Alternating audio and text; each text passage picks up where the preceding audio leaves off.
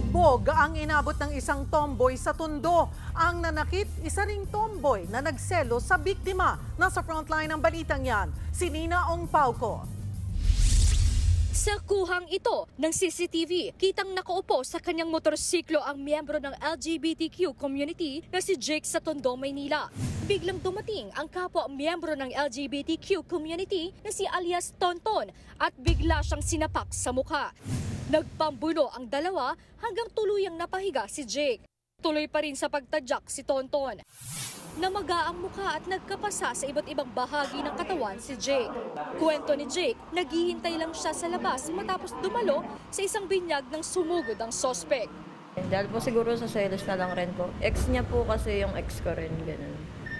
Tapos kalibin niya na ngayon. Dinala na sa ospital ang biktima. Sumuko naman si Tonton.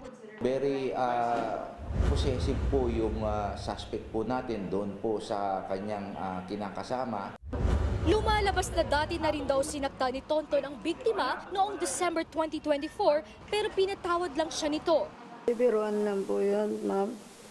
Ano lang po, inakbayan ko lang po. Tapos natapik ko lang yung pisngi niya ng mahina. Tapos bigla niya akong sinapak. Gumanti lang ako sa labas. Nakakulong na ang suspect sa custodial facility ng Manila Police District Morones Police Station 2. Sasailalim siya sa inquest proceedings para sa reklamong frustrated homicide. Nagbabalita mula sa frontline, Nina Ong Pauco, News 5. Mga kapatid, Cheryl Cosim po, huwag maging huli at maging una sa lahat sa balitaan. Para sa tuloy-tuloy na talakayang sa Frontline, mag-follow at mag-subscribe sa social media pages ng News 5.